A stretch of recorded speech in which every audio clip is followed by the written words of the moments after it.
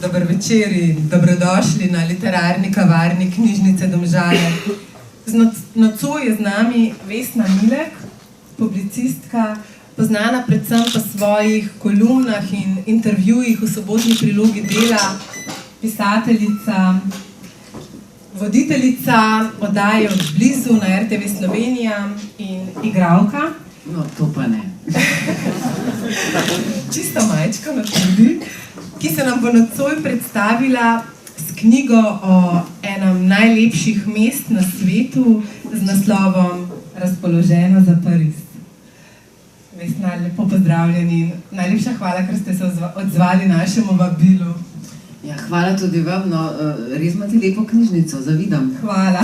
Ja, kako lepo gre lahko, kako ne reče, potrošniška kultura in literatura skupaj, ne? Lahko sobivata lepo, ne? Mercator in knjižnica. Se mi zdi, da lahko mogoče pol celo več ljudi zavije na vašo stran, bom rekla, ne? Ja, res je. Ko smo gradili knjižnico, je bilo veliko polemik okoli tega, ali knjižnica in trgovski center spadata skupaj, ampak na koncu smo ugotovili, da je to odlična kombinacija in da imamo res veliko uporabnikov.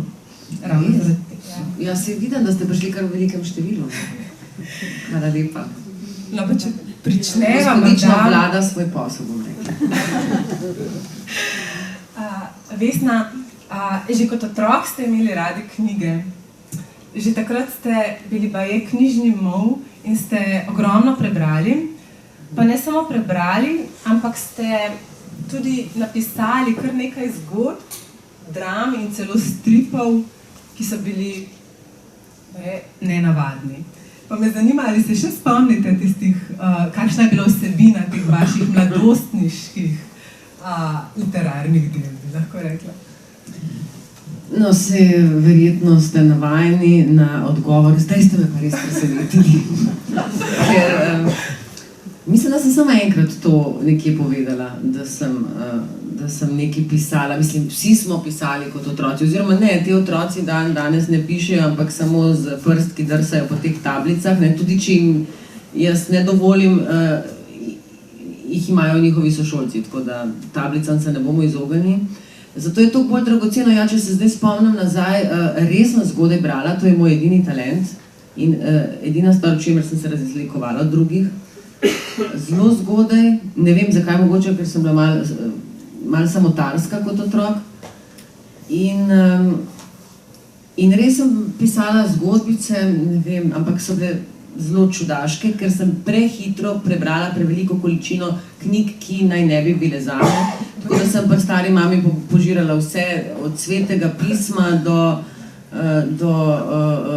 nekih težkih biografskih knjig, do doktorromanov. Mene so oblikovali doktorromani, najverjetneje zato, ki vidi tudi.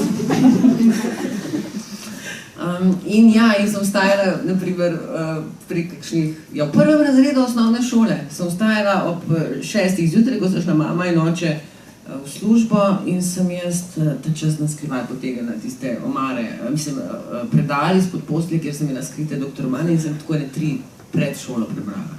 Grozno. In seveda je bila moja prva knjiga nekakšna mešanica med eno avanturistično pustolovščino. Jerica je bilo ime junakinje in to se spomnim, ki je hodila pač na severni tečaj, se tam družila z Eskimi, z Indijanci. Vsakega se je zaljubila od teh različnih, tudi na Japonskem je bila, pa Tajci, vsakega se je zaljubila, to se spomnim. Skratka, mešanica avanturizma in poceni ljubezenske zgodbe. Tako da učiteljica 2. razreda potem že ni vedela, kaj bi s to knjigo. Res se je zdelo zanimivo, da je pač neko ne vem, 8-letno bitje napisalo toliko materiala, ampak ni vedela, kam bi to poslala, ker ljubezenski roman pri 8. Na svojo pisateljsko kariero pa potem vendarle niste pričeli s proznimi besedili, ampak s poezijo, ki ste jo takrat objavili v reviji Mentor in Apokalipsa. Pa me zanima, kako to, da nikoli niste izdali nobene pesniške zbirke oziroma da niste nadaljevali s pisanjem poezije. Ker nisem nikoli sploh mislila, da znam pisati, so pa res te pesmi morale biti napisane takrat in so nekako, tako kot pravijo, da pač pišeš iz potrebe. Jaz ne vem zdaj, kakšne so zdaj te pesmi, nekaterih se celo malo spomnim, moja žrtev me ljubi, ko jo peljem v invalidskem vozičku na morišče. Mislim, ampak nisem tako verskar tako, ne. V bistvu je veliko bolečine v njem, zares, ni to sem neka ljubezenska bolečina, ampak jaz sem odraščala tudi s teto, ki je bila od rojstva na invalidskem vozičku, ne. Že kot deklica pri 3 letih je začela padati po tleh in potem so ugotovili, da ima mišično distrofijo. Tako da jaz sem bila njene usta, njene noge, ker sem ji veliko pomagala kot otrok, tako da ni samo to, da je, ne, ta poezija imela neko ozadje, bom rekla, no. Nisem se upala. To mi je, mislim, da me je prepričala prijateljica ali pa da me je celo ona poslala na Apokalipso. So objavili, so me povabili na pesniški večer, mislim, na neko srečanje, katerega nisem šla. Takrat sem začela delati na radiju, ker je bilo treba zaslužiti za preživetje v Ljubljani kot študentka, zaradi tega nisem dokončala fakultete in s poezijo tudi ni bilo nič. S tem, da mi je potem takratni radijski moderator, ne vem, takrat je bil gospod ravnatelj, se je imenoval Franci Kapler.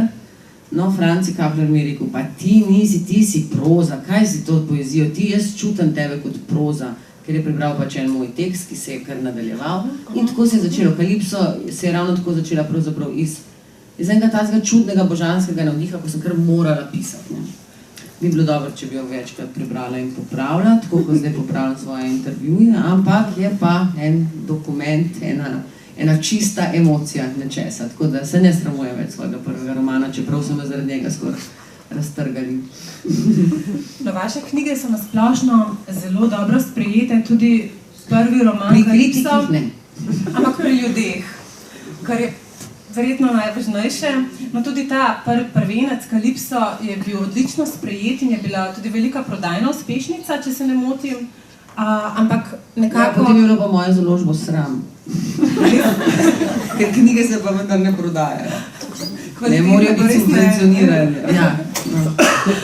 No, ampak zdaj se že kar vsi potrudijo, ker je šlo založništvo res tako slabo gre knjigam in založnikom, da se res trudijo na vse moči, da bi promovirali bralno kulturo, kar tudi vi delate v knjižnicah in tudi nekaj celo vlagajo v promocijo, zdaj vse postalo tako, ne vem. Zadnjič sem prav slišala Mitja Čandra, kako je lepo govoril o knjigah, sem mu celo verjela. To je moj urednik Beletrine, vsega vam zelo rada drugače. Skratka, bralci vas imajo zares radi. Rekord v izposoji in prodaji je potem dosegla biografija o Borisu Cavazzi, seveda. Ampak kako si razlagate res ta dober odziv slovenskih bralcev? Kaj jih pri vaših tekstih tako privlači? Seveda sem tudi sama neizmerno uživala pri branju. Res? Katere? Zdaj boste pa rekli, se ne spomnim. Pri kateri ste uživali, mi povejte?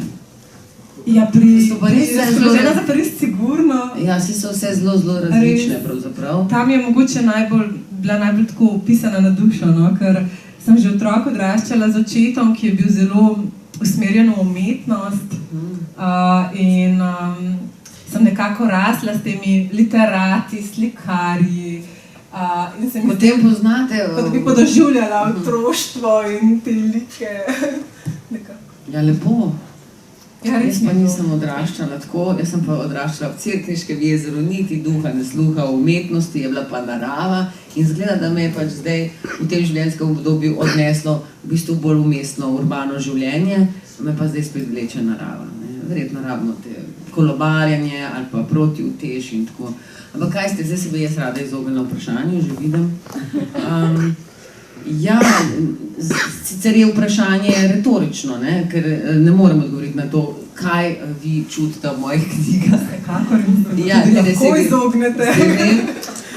Sva pa z Borisom Kavacom veliko razmišljala o tem, kaj je tisto, kar je to knjigo na nek način približalo tolkim bralcem, da so ob njej doživljali tudi svojo osebno katarzo in Boris še zdaj pravi, da ga ljudje ustavljajo na cesti in ga objamejo in rečejo, hvala, nekaj se mi je zgodilo s to knjigo, ali pa hvala ti, sploh te nisem zares poznal, ali pa kot je me klical takoj po izidu knjige Dušan Jovanović, pa je rekel, ne vem, jaz tega človeka še ne zdaj raz, jaz ga prej nisem poznal, jaz sta prijatelja, ma ta človek je čustven, vsaka ti čast. Tako da je res, da Boris bi prej govoril o anekdotah in legendah, ne? In se mi zdi, da sva nekako odprla nek ključ, da sva začela odpirati ene predale, tudi njegove osebne preteklosti in nekega osebnega spomina. Kadar zdaj gostujeva po knjižnicah skupaj, vidim, da se spomnim čedalje več stvari. Meni je prav žal, da v bistvu nisva te knjige delala tako, da bi hodila na pogovore pred občinstvom, ker on je vseeno, kljub temu, da ni videti, ne, da bi imel to posebno vez z občinstvom, je zelo, zelo igralec. In šele ko ima občinstvo, spomin začne delovati.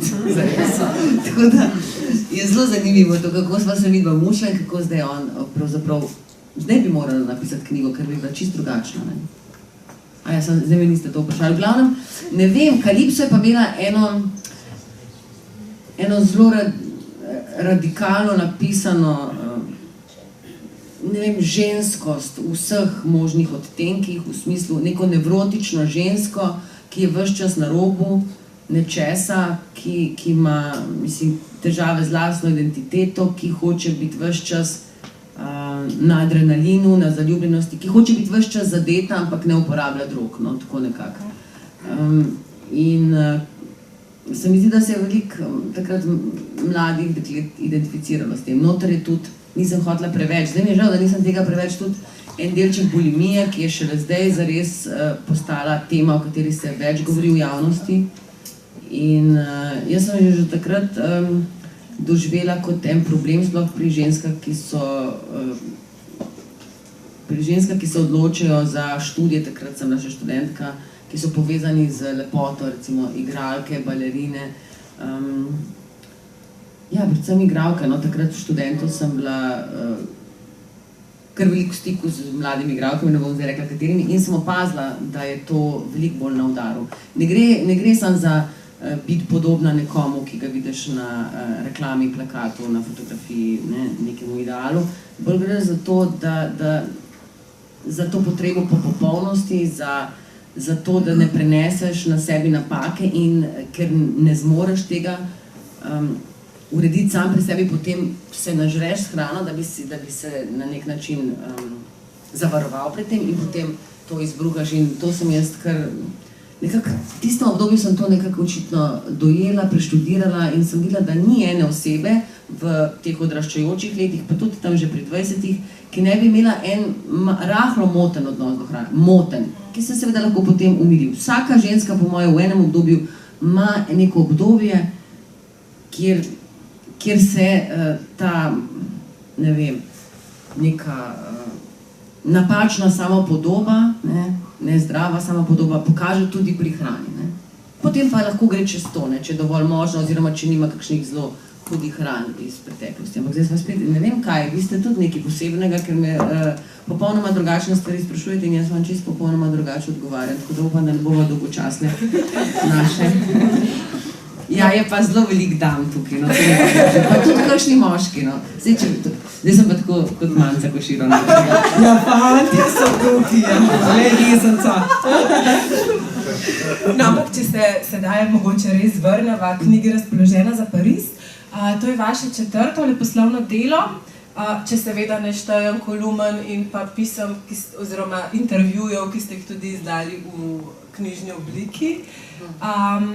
Če se ne motim, je ta knjiga nastala kot zbir novinarskih besedil, pisanih v sobotno prilogo Dela, ki ste jih potem nekako na novo napisali, jim dodali novih besedil in jih nekako združili potem v neko celoto. Pa me zanima, zakaj ste se odločili ponovno uporabiti novinarske članke oziroma novinarske kolumne? Ja, zdi se, da je kar nekakšen trend, da novinarji vse bolj izdajamo tudi knjige s teksti, ki so že bili objavljeni. To pa zaradi tega, ker nekako si želimo tekste, za katere smo uporabili veliko časa, da bi jim podaljšal življenjsko dobo. Da bi jim podaljšal življenjsko dobo, ja, točno to. Ker se mi res zdi, mislim, v tej hiperpotrošnji in tem turbokapitalizmu, v katerem se že dolgo časa vrtimo, že zelo kmalu ne bo več prostora, ne za dolge članke, pa tudi ni več časa za tako dolg, mislim, enostavno si ne moramo več privoščiti, da bi brali tako dolge članke, kaj šele, da bi jih pisali, ker se zahteva čim več različnih člankov, ne pa enega globljega, daljšega, mislim. Tako da mislim, da se te vrste novinarstva počasi končuje, mogoče še v tujih časopisih, no, ker imajo pač večji kolač bralcev na voljo, da lahko preživijo, kot recimo, ne vem, New Yorker, pa Atlantic Monthly in tako naprej. Tam vidiš, da je novinar se 2 meseca ukvarjal z, ne vem, celo z Slavojem Žižkom, to sem prav videla, da se je tista novinarka, da je bila v Sloveniji 2 meseca in se pogovarjala s vsemi možnimi ljudmi, da je napisala članek na 3 straneh. Jaz vsako soboto pač napišem članek na 3 straneh, plus še 1000 stvari, ki jih nikoli nihče ne bo videl, ker so za internet, ker so tja. Skratka, ta hiperprodukcija mogoče malo ubija, no, kreativnost. Počutimo se že kot čivilje, ne, oziroma tudi plačani smo že tako podobno, zato imamo pa še vedno nekateri službo, ampak zelo redki. Tako da je res, da se mi zdi smiselno. Včasih sem si mislila, če bi članek že objavljena, zakaj bi ga še v knjiga. Zdaj se mi pa zdi, da če so to stvari, ki si jih napisal z ljubeznijo, zakaj ne bi ponudil, ne samo, da jih podaljšal njim življenje, ampak da bi tudi ponudil bralcu, da jih dobi mogoče zbrane na enem kupu. Jaz dostikrat, edina svoja knjiga, ki jo vzamem iz police, so intervjuji, ker te 2 knjigi, ena je zbirka intervjujev s pisatelji, druga je z filmskimi ustvarjalci, igralci, režiserji ali pa oblikovalci. In kadar potrebujem kakšen citat, se spomnim, se je Tomaž Šalamon, se točno vem, kje ga bom našla. Hitreje ga najdem kot na internetu. Sploh pa tistega intervjuja, ki sem ga z njim naredila, ni več na internetu. Tako da knjige so dobre tudi kot informacija, tudi zato, da jih imamo ob glavju ali pa zato, da si kdaj zapišemo kakšen citat in ga uporabimo v kakšnem, ne vem, posebnem trenutku. Tako kot so se fantje, kot so se rock'n'roll zvezdniki učili igrati kitaro v mladosti, zato da so osvajali punce, se mi zdi, da bi lahko začeli promovirati tudi to, da je zelo romantično, če punco osvojiš tudi s kakšnim citatom iz, ne vem, koga naj rečem, Ramboja, poezije Ramboja ali pa Baudelaireja. Ja, mene bi to vsekakor navdušilo. Tako da, fantje. No, omeniti velja tudi vizualno podobo te knjige. Čaja nimava. Čaj smo pa pozabili nekje tamle zadaj na vozičku. Se bom delala, da ga pijem. Nekaj se šalim, ker sem pogledala sem pa. Ja, smo ga pozabili tamle, ko ste podpisovali knjigo. Ampak ga lahko priskrbimo, če želite. Ne, v redu je. Vsi ste verjetno začutili, sem zelo na slabem glasu, upam pa, da bo šlo tako, kot je treba, ta pogovor. Tudi če ga zdaj končava, se mi zdi, da je že... Ste že nekaj povedali? Hvala. Ne, pa mi res, hvala lepa. No, to vam pa rada prave skodelice, ne pa... Ta vam je bila namenjena. Skratka, govorimo o vizualni podobi knjige, ki je zelo zanimiva in je dajeta poseben pečat oblikovanje in ilustracije Roka Marinška, ki naj bi bil tudi pobudnik pri tem, da napišete knjigo v Parizu. Če sem prav slišala, naj bi vas kar 2 leti nekako priganjal k temu. Veste, mene zmeri mora kdo preganjati, ne? To je najhujš. Prav danes sem pač, po vseh teh letih, po vseh teh intervjujih in člankih, sem danes recimo vstala ob 3 zjutraj, ker včeraj nisem mogla dokončati, ker vedno delam samo na adrenalin zadnjega roka, se pravi deadline. Danes sem vstala ob 4 zjutraj, kljub temu, da sem se že tako slabo počutila in sem pač do 7 pač dokončala nek daljši tekst, ki sem ga potem mogla skrajšati. Skratka, vedno delam tako, da mi nekdo mora puliti zadevo iz rok. Kavaca se meni zdi nedokončana knjiga, čeprav nekateri pravijo, da je ravno zaradi tega ima en svoj čar, da ima eno to grobost, eno surovost, eno močno energijo. Meni so jo mogli dobesedno izpuliti iz rok, iz kompjuterja. Podobno je bilo z intervjuji, samo Rugel me je 5 let nagovarjal, da bi tiste intervjuje. Pa bi bilo lahko, ker imamo mi na delu dokumentacijo, bi izbral, ampak enostavno, kaj? Malo sem čudna, kar se tega tiče, ampak Rok bi bil zelo vesel, če bi bil danes tukaj, ker tako lepo ga še noben ni označil. Res je baje, mislim, ne baje, saj vem, on si je res želel to oblikovati in on ni bralec, on je vizualen človek. Predstavila mi ga je moja prijateljica, pevka Katja Šulc, tako da midva nisva bila najprej tako si zelo blizu. V glavnem, on je človek, ki pač ne bere, no, to moram povedati. So tudi taki ljudje, normalno, ne? Ampak to knjigo, to je bilo pa tako ganljivo, ko je bil pri tej moji prijateljici Katji Šulc v Parizu, je šel za 2 tedna k njej, ker je ona imela neko rezidenco umetniško. Je rekla, da je hodil po tistih barih s pokom sprintanih knjig mojih, da je počrtoval. Mislim, da sem v tem oblikovalcu imela najbolj globokega, podrobnega in analitičnega bralca. Ne? In to je potem pa dolgo verjetno ni prebral nobene knjige več. No, tudi sama struktura knjige je izredno zanimiva. Pravite namreč, da je ni potrebno brati linearno od začetka do konca, ampak da jo lahko beremo poljubno. In tudi v knjigi zapišete, dovolila sem si, da mi je dovoljeno vse, zato je vse dovoljeno tudi bralcu. Kar pozabila sem, da sem to napisala.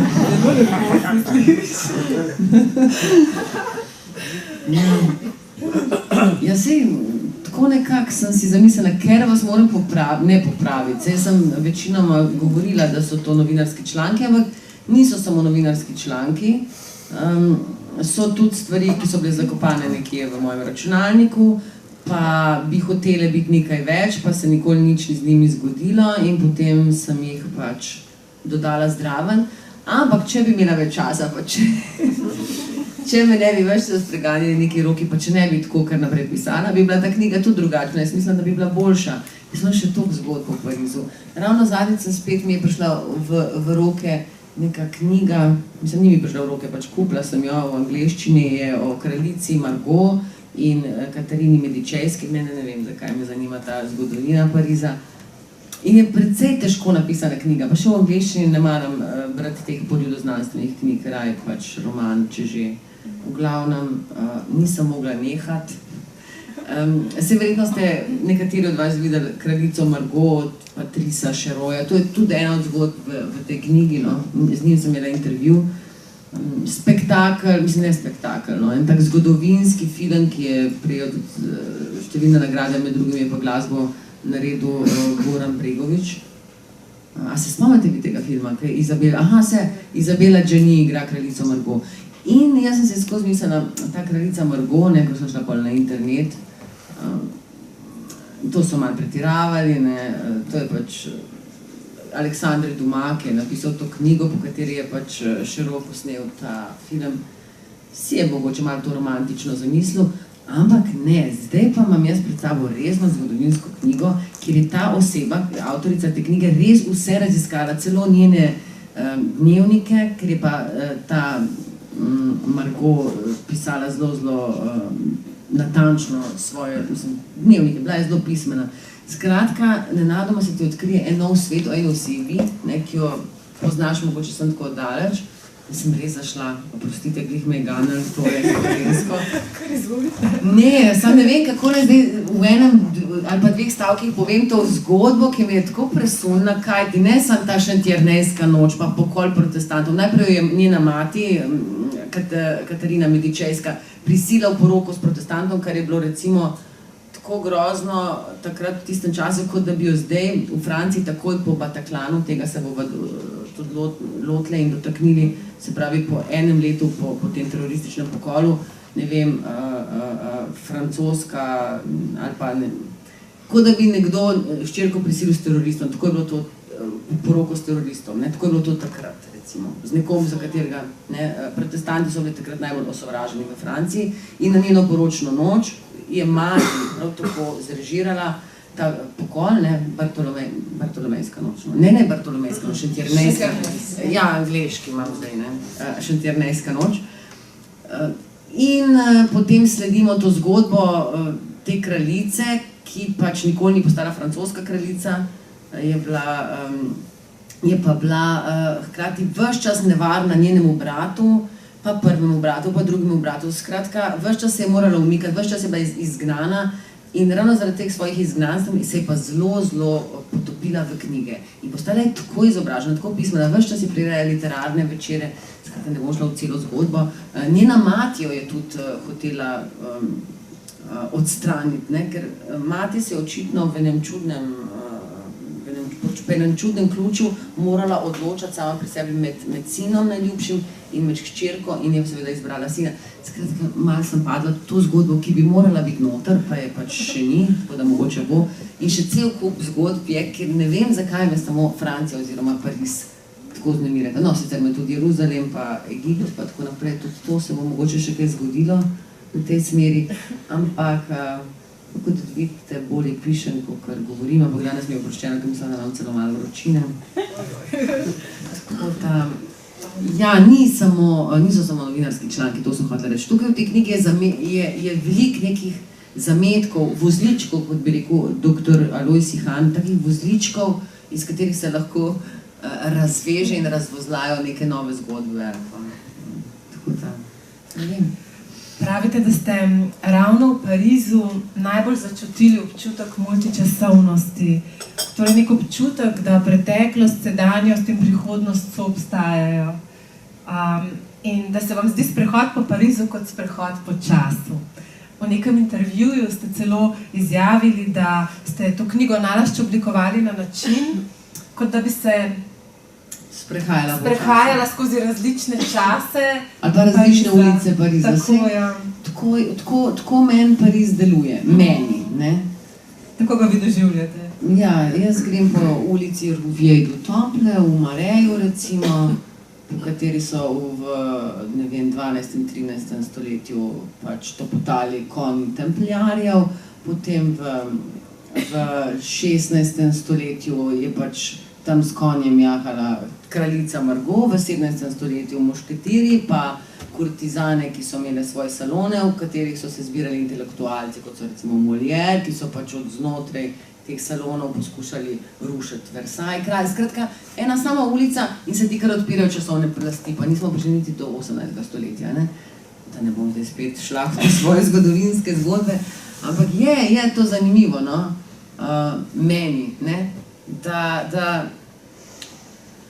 ne vem, mislim, da je ena pisateljica, ki sem jo intervjuvala, rekla, da je pri tej multičasovnosti, ki sem se jaz hotela ves čas razložiti, ne. Saj veste, da je kvantna fizika govori o tem, da preteklost, prihodnost in sedanjost pravzaprav ne obstajata, oziroma da obstajajo hkratno. Jaz se to pravzaprav v svojih možganih ne morem predstavljati, niti se ne znam analitično razložiti. Ampak nekaj takega pa začutim v Parizu, oziroma nekaj takega lahko začutimo tudi zdaj, da je zadnjič mi je v televizijskem intervjuju to poskušala razložiti Vida Žabot, vendar je šla malo bolj preveč kompleksno v kvantno fiziko, pa tudi se mi zdi, da... Je bilo kar zanimivo.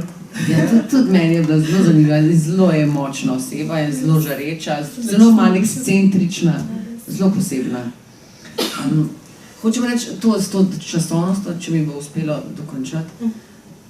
In je ta pisateljica rekla, da ljubimca, ki sta se nekoč ljubila, pa se zdaj sovražita, morate samo pomisliti na to, kako sta se ljubila, ker je vse tukaj in zdaj v tem hipu.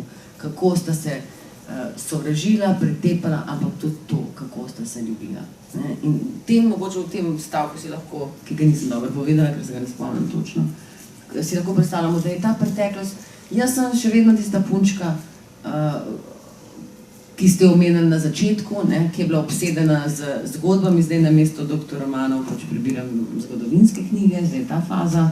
Zdaj, ravno to sem hotela reči, da Pariz odkrivate s tako mero vznesenosti in navdušenja, kot ste verjetno nekoč, ko ste bili majhni, raziskovali gozd. Gozd sem pa res raziskovala, jaz ne vem, kam se je izgubil ta moj odnos z naravo. Moj otrok tudi ne mara narave, tako da ne vem, kje smo se tudi to prišli. sem vas hotela vprašati, kako to, da glede na to, da ste bili otrok gozda, da ste...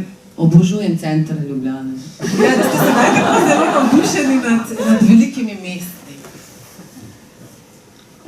Ja, to pa je tudi zanimivo. Zakaj? Zato, ker se mi mesta zdijo res ena taka človeška bitja. Jaz se spomnim prvega trenutka, ko sem stopila na tla Ciudad de México. To je 23 milijonov ljudi. Že sama energija tega, mislim, jaz ne bi tam živela.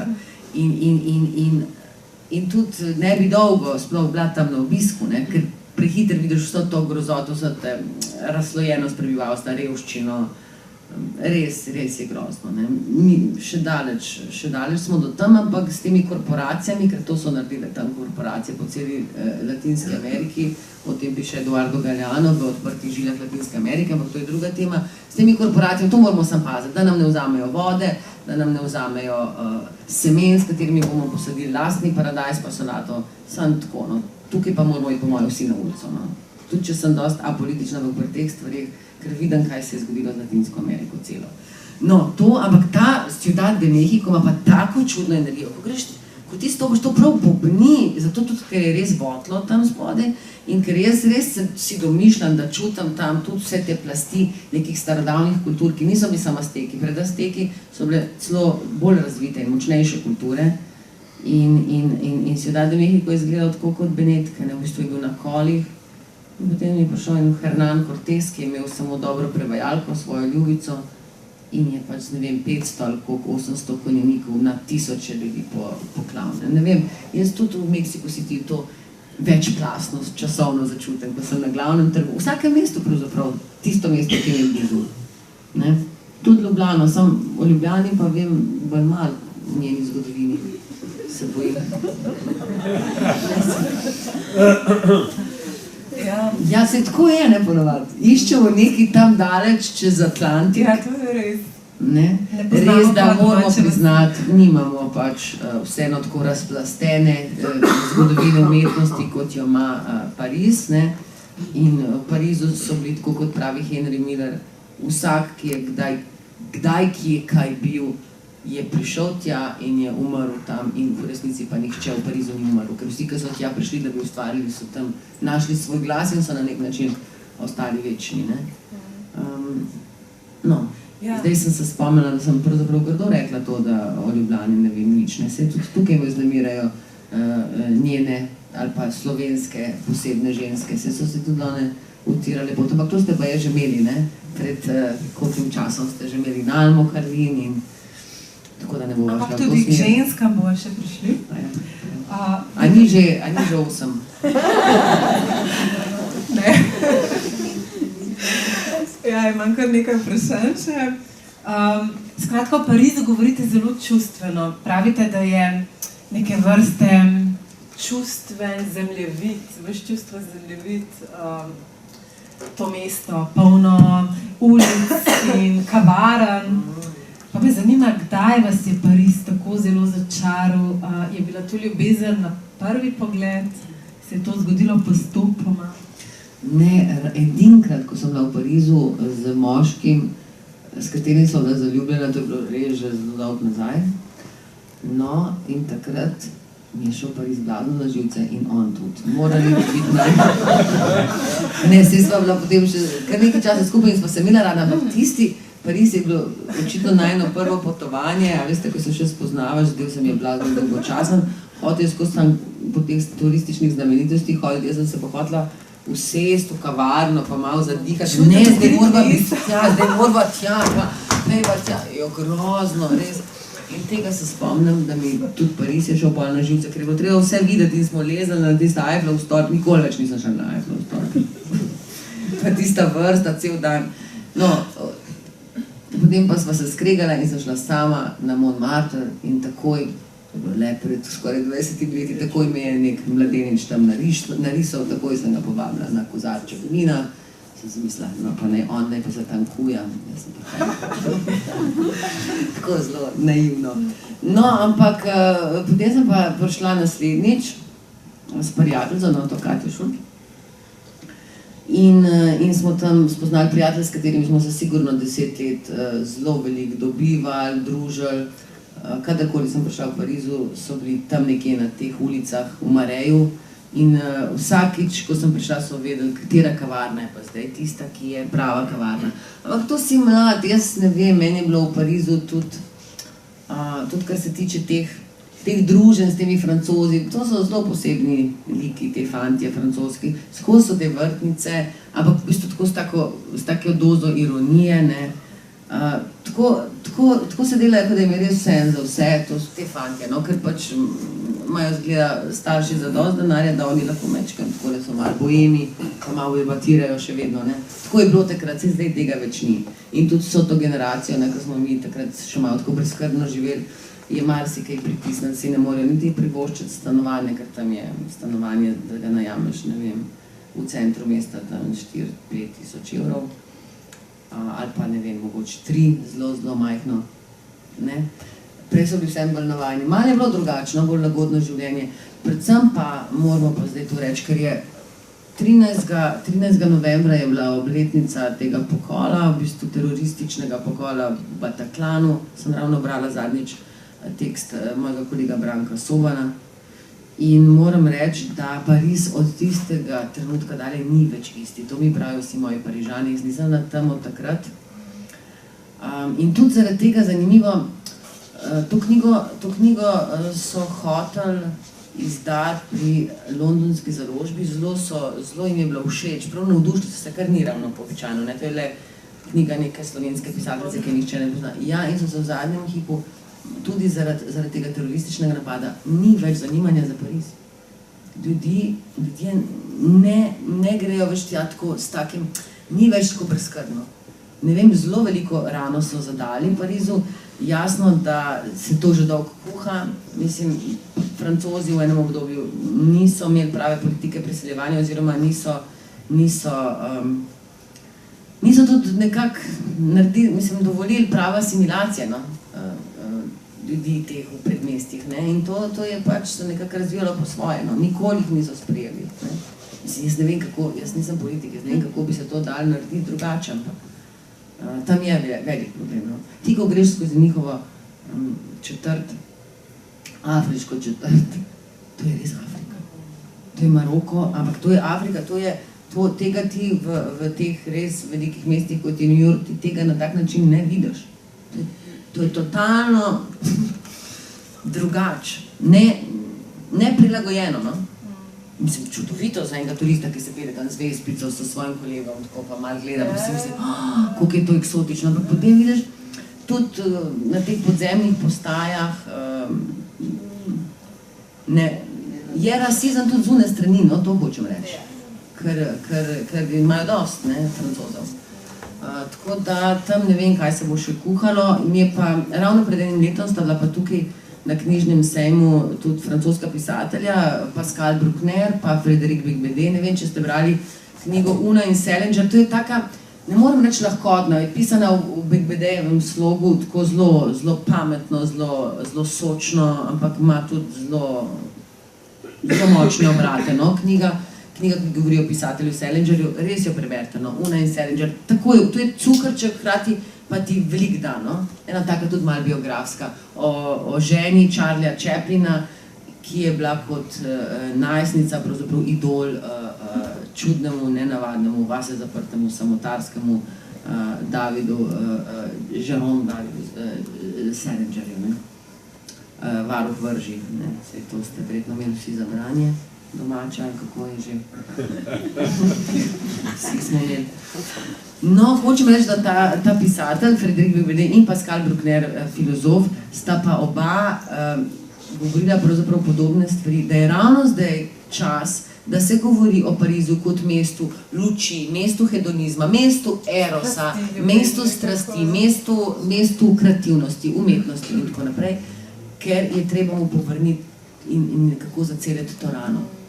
In oba sta tako ta napad dojemala kot napad na to, kar je bilo Francozom vedno nekako imanentno, vedno ta joie de vivre, ta ležernost, ta tudi neubogljivost,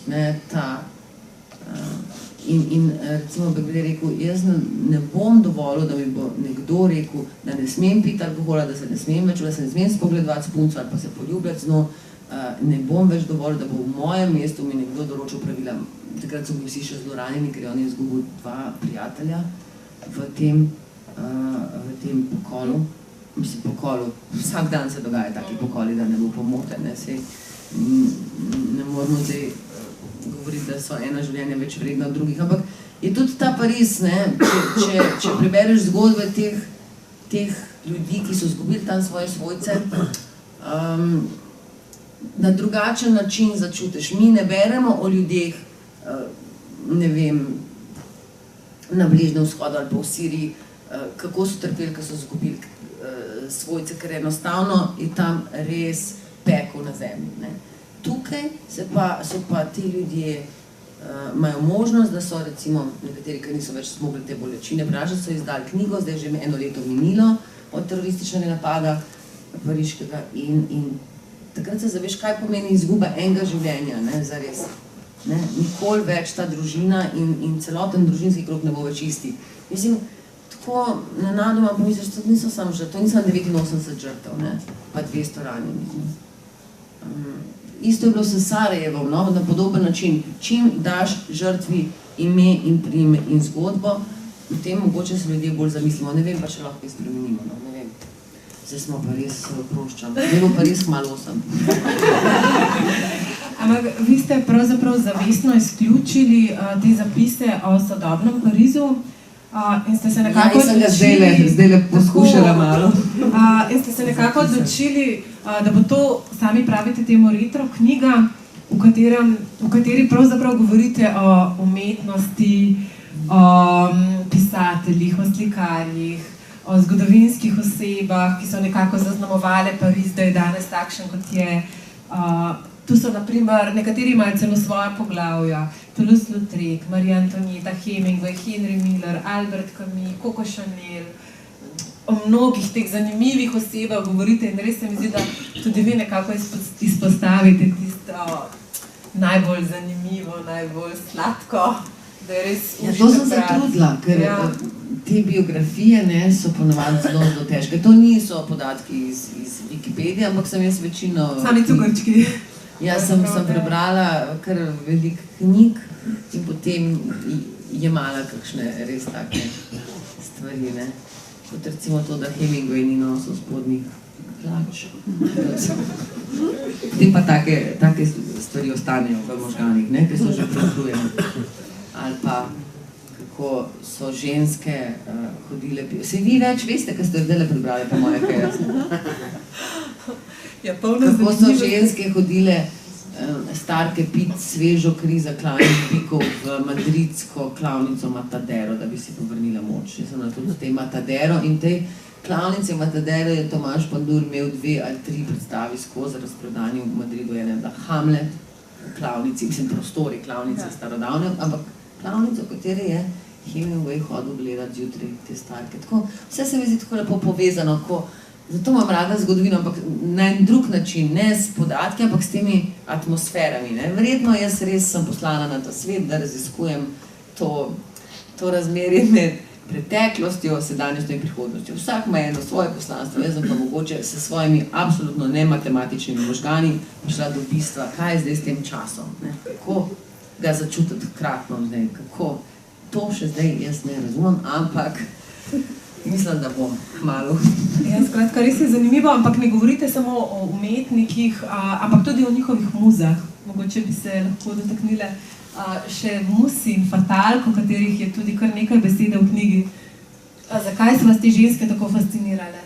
Zato, ker so bile motor za tistimi, ki jih poznamo, njih pa nismo poznali oziroma so bile potisnjene v ozadje, zato ker so bile ženske. Ne. Zdaj zveni feministično, ampak tako je pač žal bilo.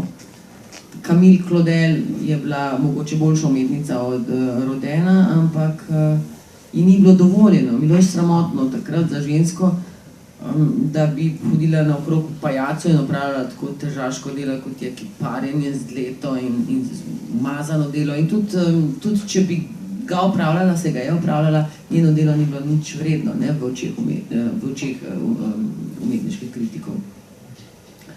Tako da Dora Maar prav tako, ne, se ona je bila fotografinja in slikarka in tudi muza že prej velikim umetnikom, ne, Manu Reju, ne samo Picassu.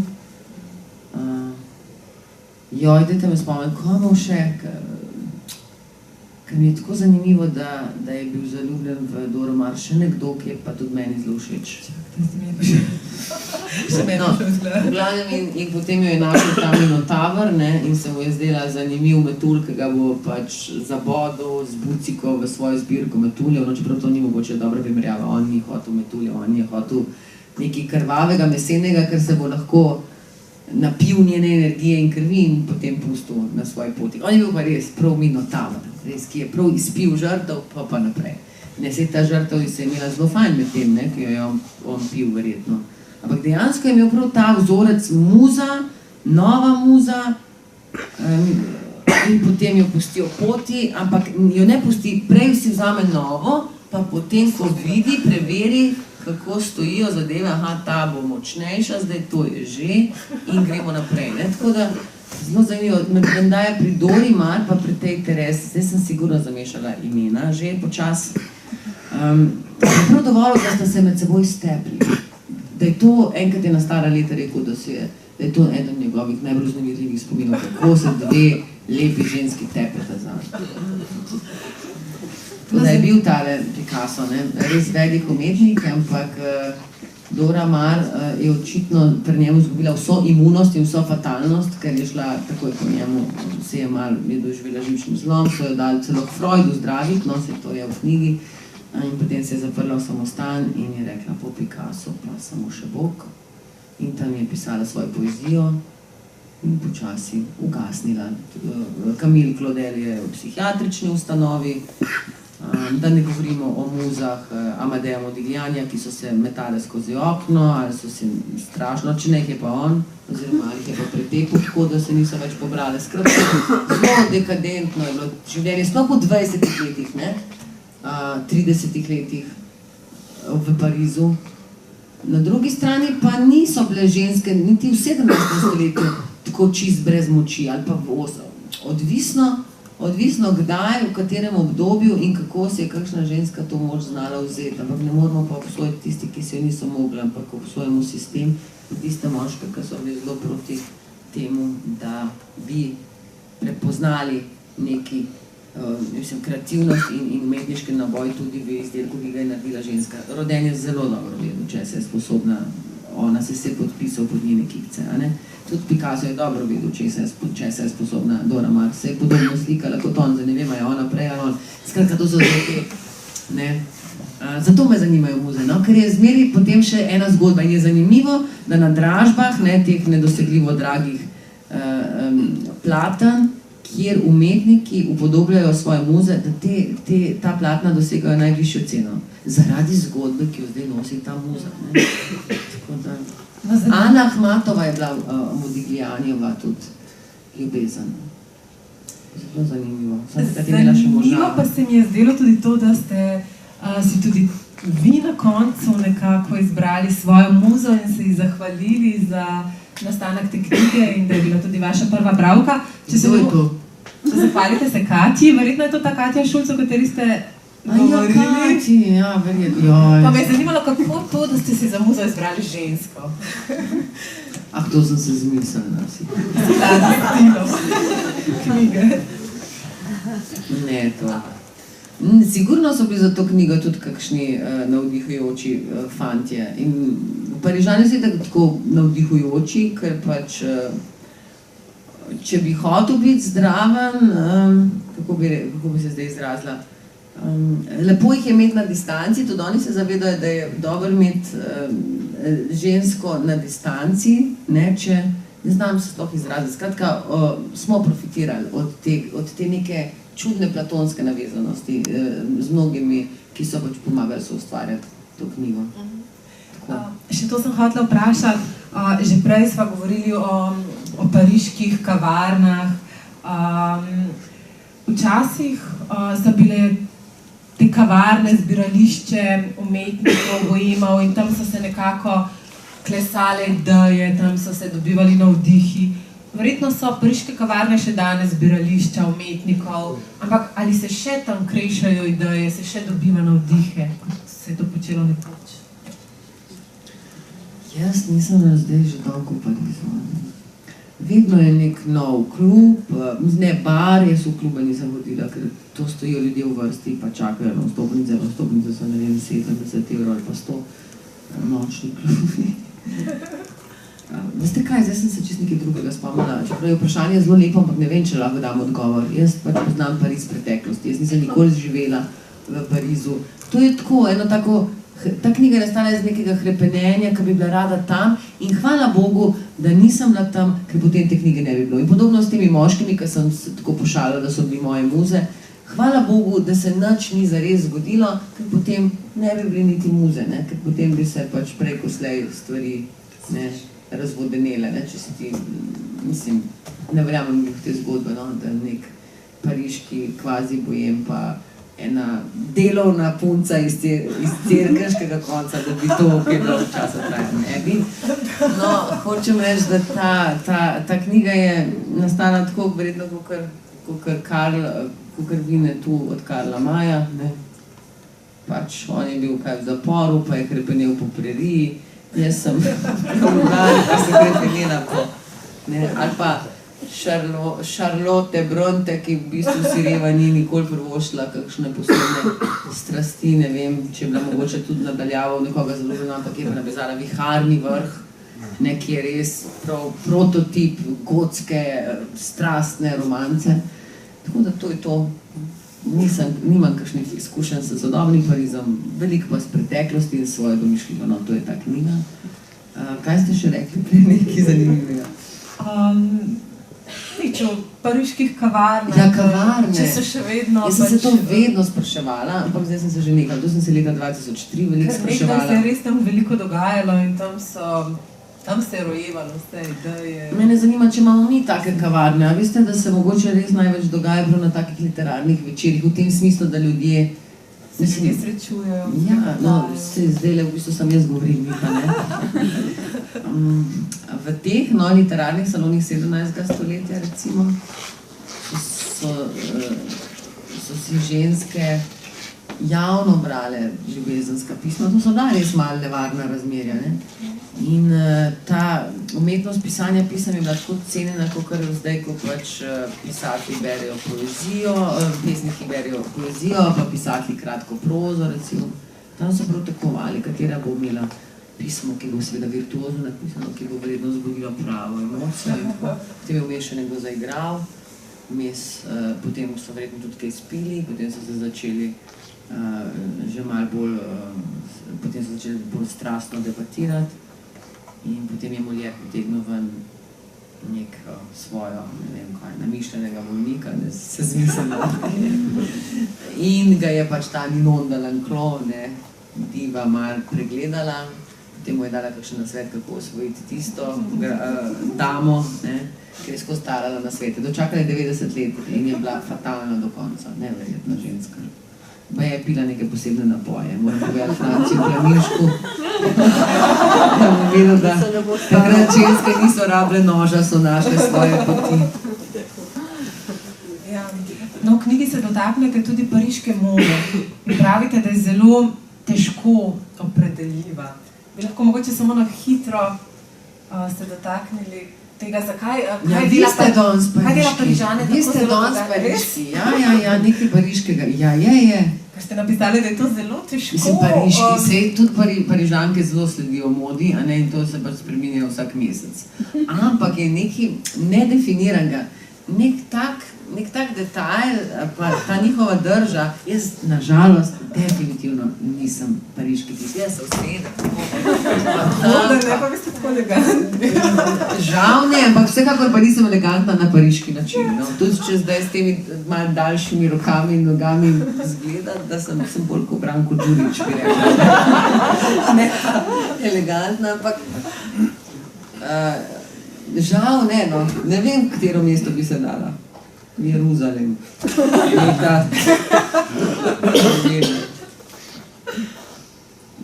ali pa 15 po našem štetju. Skratka, Parižani so lepo posebni. Ja, ne moreš kopirati. Jaz sem videla, da sem bila tudi v družbi z nekimi pariškimi fanti, ki so pripeljali neke ameriške top modele, ki so zelo, mislim, ki so vrhunsko govorile francosko, kar jaz ne.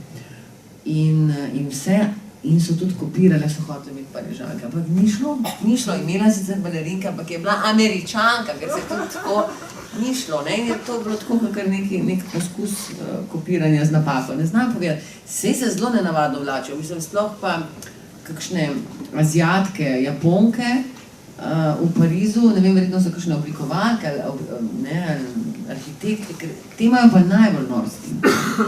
Tu pa ne moreš verjeti kakšne kombinacije. No, zakaj so zdaj to? Zdaj bi mogla še ohranjati, ampak ne bova. Jaz sem še to vprašanje, pa res mogla res tega skozi govorjenja. A imate še vprašanja? Samo še to bi vprašala. A je res šele 8? Pa vi mene res mučite.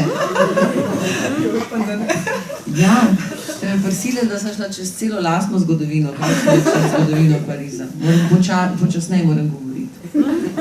Zdaj se že približujeva koncu. Ampak nisem bila pa tako, kot je bil pa zadnjič moj gost, ki ga boste šele videli na televiziji, Radko Polič. Jaz sem se njega zelo bala, ker nazadnje, ko sva se videla, oprostite, da moram to povedati, nazadnje, ko sva se videla, je bilo res dolgo nazaj, on pravi, da sem še nedobudna mlečnozoba novinarka, toliko mlečnozoba nisem bila, ampak sem pa prišla res v garderobo Drame, on je bil, to mi je on spomnil, jaz sem pozabila, pa je bil sam v plašču, pa pobarvan na belo, buto belo, pa gol pod plaščom je tudi povedal zdaj, da bo daje, jaz nisem bila, da je bil govno. Ta informacija mi nič ne pomaga. V glavnem, in je, takrat se spomnim, te strastni, on pa je vulkan, on je pa res, ne vem, hudournik, no. In je govoril 4 ure, jaz sem mislila, da ne. Jaz nisem več mogla več. Jaz nisem umela niti moči, da bi rekla, že pa res ne morem več.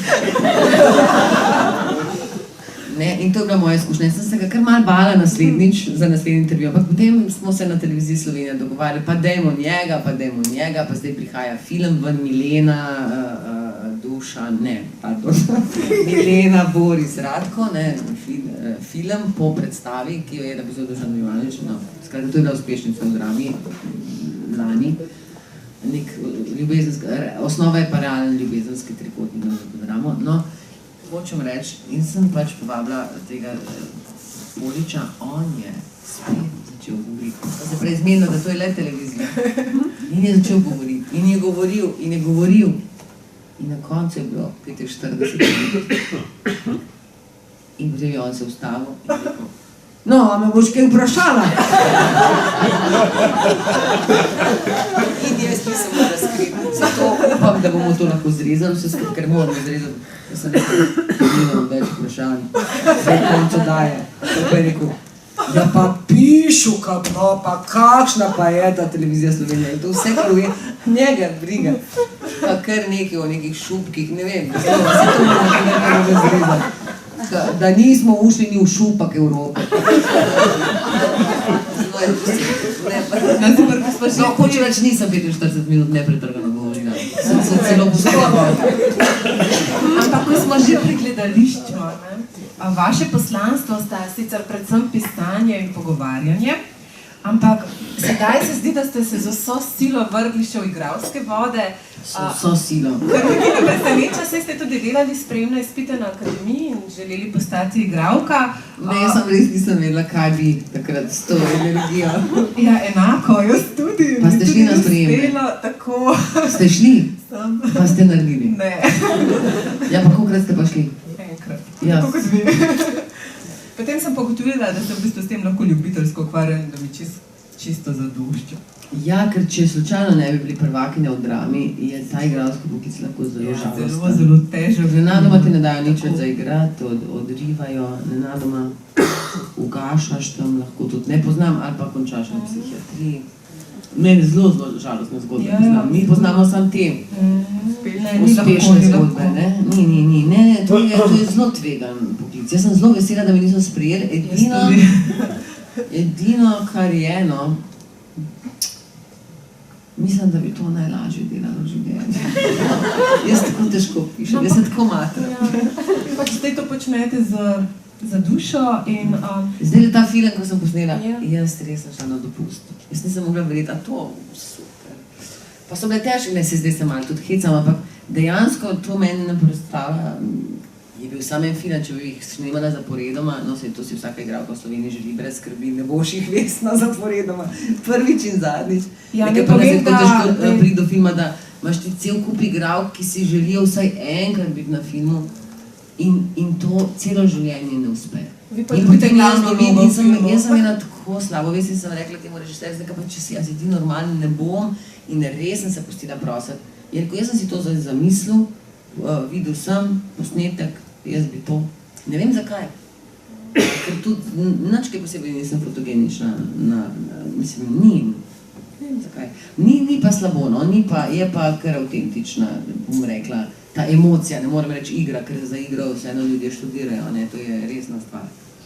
Tako da zdaj sem videla pač ta trailer, ni slabo, moram reči. Film pa ne vem kakšen. No, se že veselim, drugače ste pa tudi na gledališkem modru sodelovali s Tomažem Pandurjem. On naj bi bil tudi nekako eden izmed glavnih krivcev, ki vas je nekako spodbujal k temu, da se opogumite, da stopite na odrske deske, potem tudi k filmu.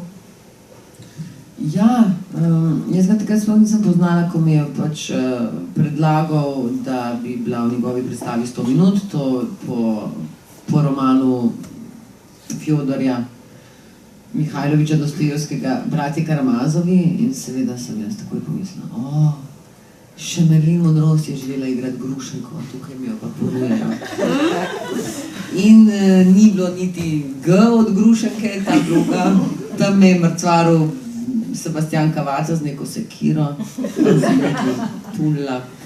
Je bila pa zelo nora izkušnja in tista predstava je zelo veliko potovala po svetu, tako da smo bili po Španiji, po Kolumbiji, v Italiji, kar tudi ni glih običajno. Sem imela srečo, enkrat sem nastopila tudi spremljali ste kot novinarka, ne? Ja, to pa sem, pa ne sam Pandurja, tudi vse gledališke ansamble in opero in...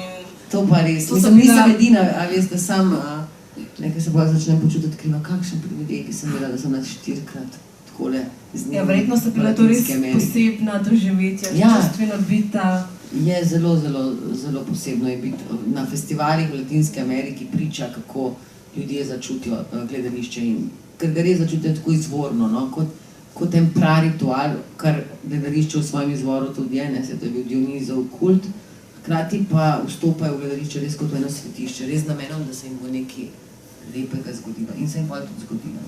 Tako zelo ganljivo je to gledati.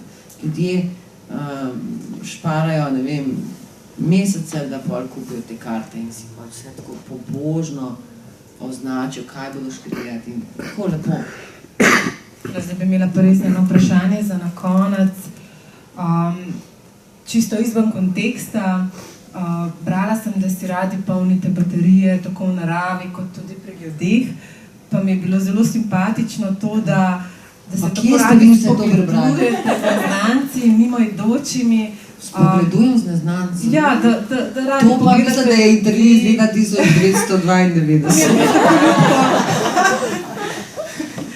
Sem hotela hotela vprašati, verjetno tu v Ljubljani težje kot pač v nekem velikem mestu. Ne, to pa je sigurno kakšna novinarka, kaj je narobe napisala. Spogledujem z neznanci, mislim, ja vse, ampak ne bi pa tega rekla.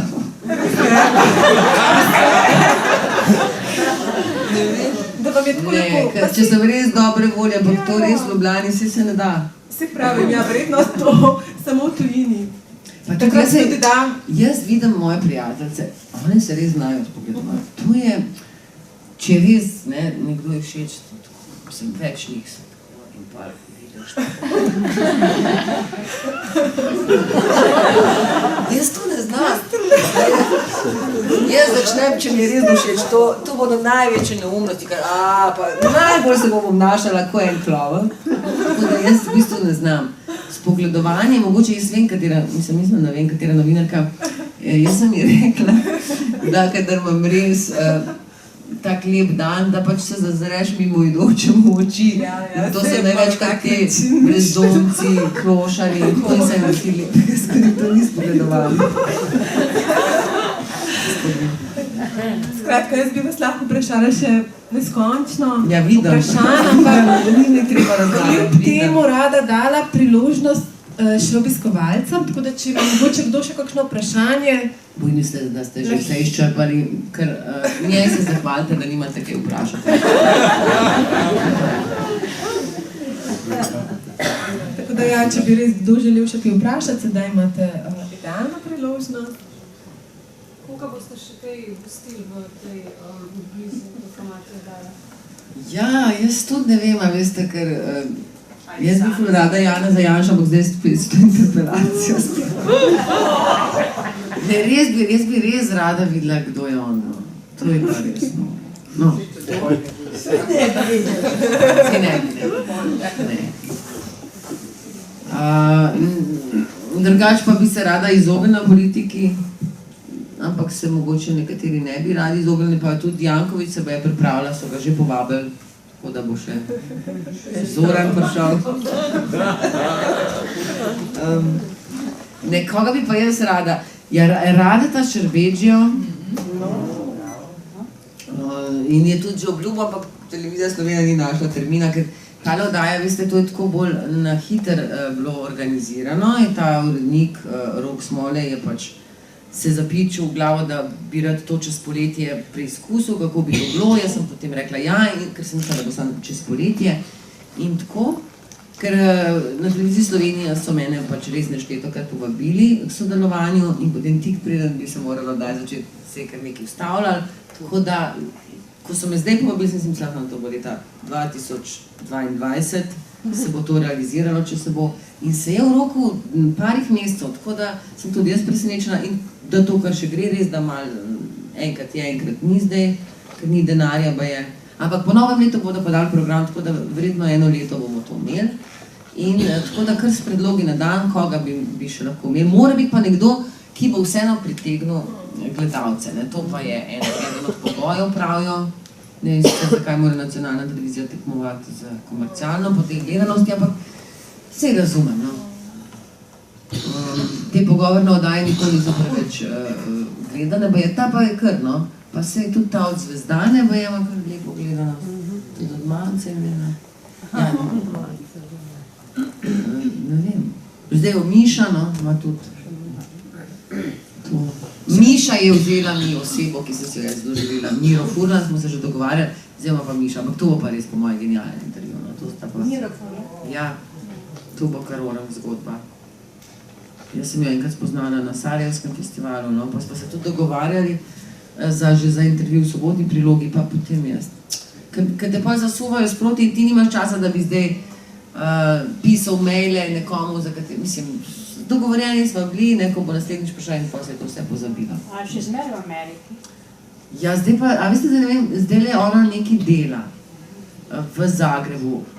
Nisem se pa jaz z njo ukvarjala. Ne vem, nekaj... Dajte mi povedati, ko smo ravno knjižnici, katerim knjigam se vračate? Mislim, da vem katerim, ker veliko berem pod vaše kolumne, čudovite. Dajte mi pa vi povedati, če se kaj vračam. Jaz sem zdaj čisto nič ne vračam. Tista izjemna kolumna Mirjam v Sobotni prilogi o Camillu, ko ste tudi na začetku menili. Ja, materi, naslov ste To je noter v te, ja. No, Dostojevski verjetno, ne? Ja. Nočna vlak v Lizbon. Camus. Ja. A ja, Vlak v Lizbono, pa ne, to sem ga pa jaz prepozno, ko ste ga že vsi prebrali, sem ga šele jaz. Ja, pa ste lepo napisali. A res, tisto hvala. kolumnico. Ja, Te to, so ker izjemne. moramo na Ja, pa so začetku. krasne. A res, Ko me hvala. čakam. A res, moram povedati. Zelo Jaz bi lepo. raje to pisala, kot te ta dolge tekste o arhitekturi, ja, ne vem. Ampak Camilla sem pa res z ljubeznijo. Zelo dobro. Se mi zdi, da... To je pred leti že, Ja. star intervju. Se v knjigi, ne, oziroma ja, v knjigi Je. tudi, zdaj ne vem, v knjigi Je, zapišete A ja, to, kaj da verjetno, da če bi, ne, v nekem intervjuju sem prebrala, da če bi živeli za časa Camilla, da bi se zagotovo zaljubili van. Ja, to sem tako malo za začetek napisala, ker je... Se mi zdi šarmer. Ja, pa blizu mi je, ne, nekako se mi zdi, da ni bil tak hohštapel kot Sartre. Ja, ženska so ga imela res raje, ne, Sartre pa tega vseeno ni mogel prinesti, čeprav tudi on ni imel kakšnih posebnih težav dobiti žensko, ne, se bo vendar, ne, kot Sartre. Zamerim jaz Sartre takrat, da so ga tako izobčili tega Camilla, glih takrat, ko je imel najtežje psihološko tudi obdobje, je imel te napade, tesnobe in potem pač še doživel to avtomobilsko nesrečo, preden je dokončal ta svoj veliki roman, o katerem je skozi sanjal. Jaz si skozi mislil, če ti sanjaš, zakaj ste me to zdaj spomnili, če ti imaš neko vizijo in misijo, da boš naredil neko veliko stvar, da se mi zdi, da vesolje mora delati zate in ti mora dovoliti, da boš ti to dokončal. Nekako se mi zdi, ne, ker je pomembna za človeštvo in evo, Camus je bilo njegovo življenje prav absurdno, prekinjeno, pa ves čas je prav sanjal o tem, kako bo to.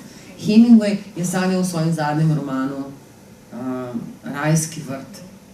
Ubil ga je ta roman, so rekli eni njegovi prijatelji. Skozi, to bo moj največji roman, to bo največji roman. In ga ni dokončal. Potem so ga po svoje razrezali in sestavili drugi. Tomaž Mandur je sanjal o 100 let samote. To bo moj največji projekt do zdaj. In bi bil, in to on bi šel res to, kar si je v bistvu brez sramu tudi želel. On je hotel osvojiti svet sa svojimi predstavami. In ta bi bila pač koprodukcija Kolumbije, Mehike, Španije, mislim, in bi se to igralo, pa še Marquez, ker družina Marquez res... Edini, ki je dobil pravice za... Ja, ampak s temi pravicami tudi ne vem, koliko so bili daleč, ne? Enkrat so rekli, da so... Ja. Jaz sem tudi napisala, da naj bi jih, ampak... No, hočem reči, tik pred tem, da bi se to realiziralo, ne?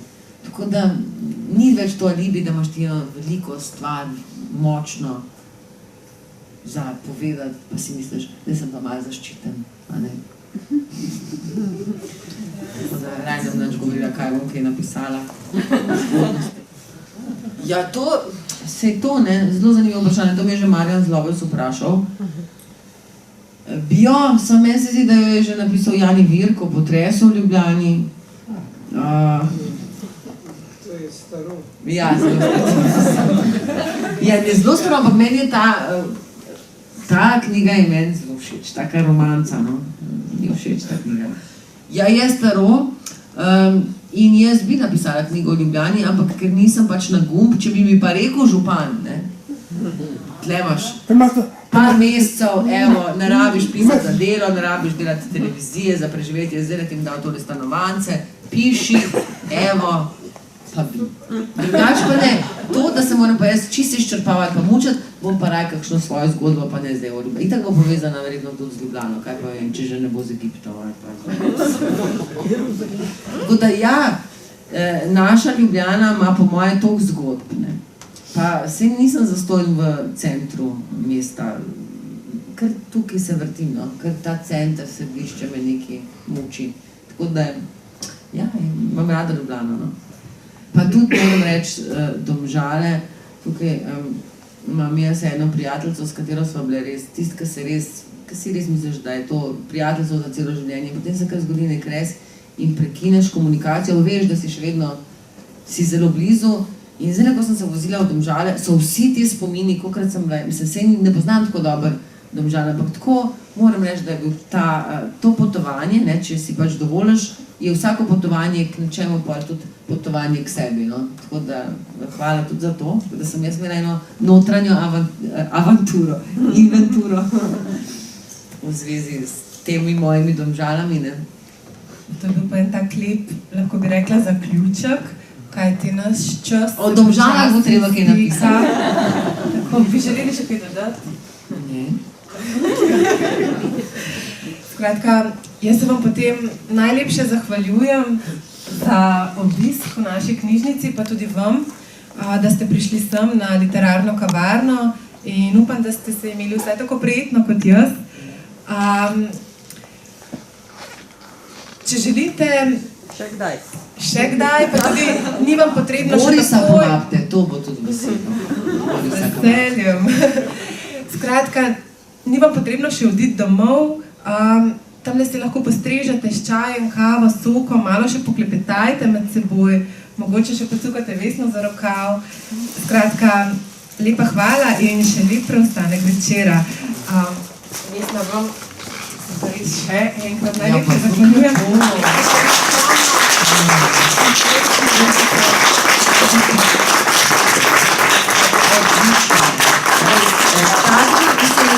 Moram reči, da morate biti, oziroma moramo biti hvaležni, da imamo takole damo, ki me spominja res na te francoske salone literarne. Hvala. Da sem imela tremo in da sem kakšno leto že premišljevala, pa ne vas povabim ali ne, pa takšno intelektualko.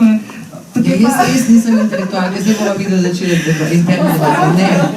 Potem sem se pa le odločila in mi res ni žal. Zelo prijetno. Meni pa tudi ne, da ste se končno odločili. Hvala.